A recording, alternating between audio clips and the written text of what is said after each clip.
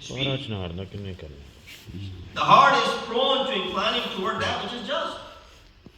Now, there are people whose hearts are so sick that when they see atrocities, they won't incline toward justice. And that has a reason. Not that their hearts are so, stern. You and I sometimes become the same way. It's only natural to side with those who you belong to. Side with those whom you are close to. Side with those who are same religion as you. Suppose your neighbor's house has been robbed. The doors have been broken, windows shattered, and belongings taken away. Their lives are left in ruins, a common scene that you see regularly in Gaza and other parts of the world. Naturally, your heart will incline toward bringing the burglar to justice, right? My neighbor, his house was attacked. Burglar took everything. Left them with nothing, all the damages that have happened. What's your inclination? Natural instinct. You side with the person who's the victim over here. The victim would definitely be, the victim would definitely want the thief to be punished. Now let's say that thief is you. Would you still want justice to be served? As the criminal, you would do your utmost to get away with the crime. Now let's say the thief was your father, the thief was your brother. Most likely you would still incline towards saving your family by concealing their crimes and helping them get away. Yet if the culprit is not yourself or your family, you would want justice to be served for the exact same crime. Why the double standards? These double standards are the result of our lust and our desires, which of course often lead to injustice. With that example, the wisdom behind this command that Allah has given it to us, that is speak up for justice even if it goes against your own family member. To remind them, the ayah that I recited for you in the very beginning, I'll translate, all you who believe, Ya ayyuhalladhina amanu qawwamina lillahi.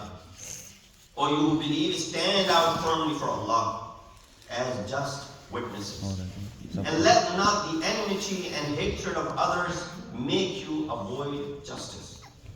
Be just, that is nearer to taqwa and piety, and fear Allah. Verily, Allah is all acquainted, well acquainted with all that you do. What do we understand from these ayat in Quran? I've recited 4 or 5 ayat for you. Some of which talk about justice established by Allah subhanahu wa ta'ala, the balance in the universe, and how Allah loves this justice. We understand from this verse that Allah has commanded us to be just because that is closer to taqwa. Isn't it our duty every single day to do something which is near taqwa? How does the khutbah begin? Ittaqullah. Usikum bittaqwallah. I give you advice to fear Allah subhanahu wa ta'ala, myself and you, to adopt and practice the taqwa of Allah subhanahu wa ta'ala. Why should you be just? Because Quran says, Allah ta'dilu, i'dilu huwa aqrabu lit-taqwa. Be just, because being just is closest to being muttaqi. RIZWAN चलिए फिर पारा चला leave it for another time, as I will not be able to do justice to the discussion if I went into it. But the problem that we see in our surroundings, and sometimes we feel helpless, that what can we do? What is the possibility? What can be done? And of course, sometimes people feel this guilt that, of course, Muslimin are not doing enough. As Muslims, we're not done enough. And then there's this guilt inside that you want to do something. And then you run into this conundrum that, should I or should I not? If I move forward, then I face all these repercussions. And I'm sure all of you have seen this, the repercussions that are happening as we speak.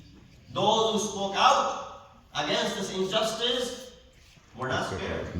Whether it be Harvard, whether it be Columbia, whether it be other institutions that teach these sciences, whether it be a corporate world, corporate life, corporate job, whether it be schools, you're targeted the moment you speak out. So what does your moral duty say? Should you speak out and put everything at stake?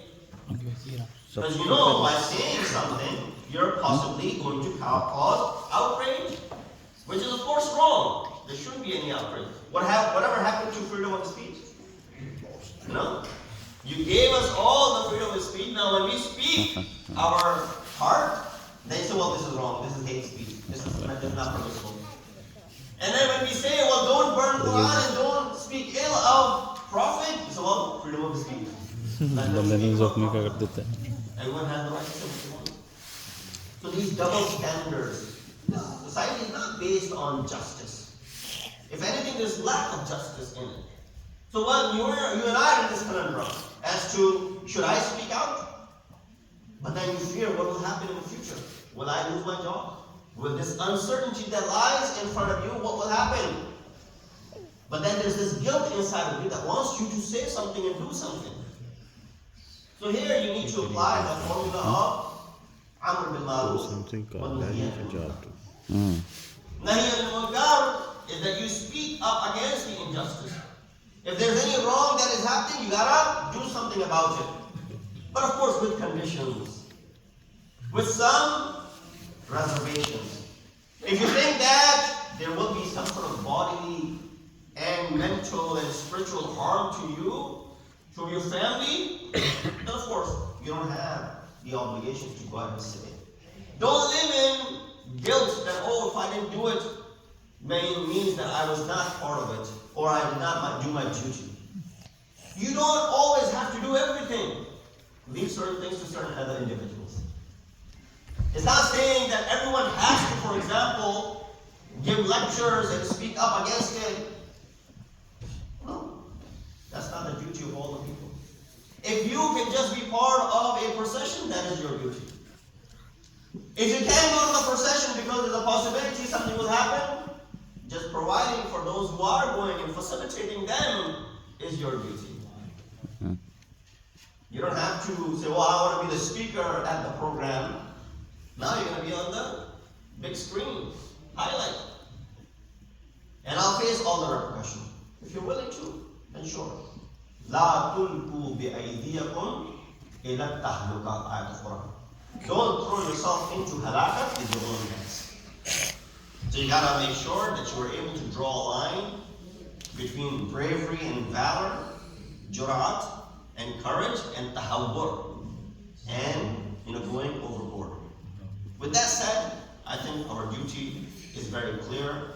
What are we supposed to do? What is expected of us? Don't live in a guilt that if I didn't do this, meaning I have not played my role as far as this,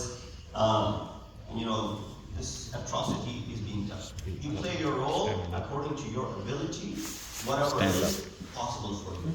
Play your role. But it doesn't have to be something which is the major role. It just could be something which is behind the scenes. We ask Allah subhanahu wa ta'ala to give us the tawfiq and ability to do our duty the way Allah subhanahu wa ta'ala expects us to do so. We ask Allah to establish justice in the land. We ask Allah subhanahu wa ta'ala to hasten the reappearance of our wage Imam. Allahi Ameen. كتاب الله أعوذ بالله من الشيطان الرجيم بسم الله الرحمن الرحيم والعصر إن الإنسان لفي خسر إلا الذين آمنوا وعملوا الصالحات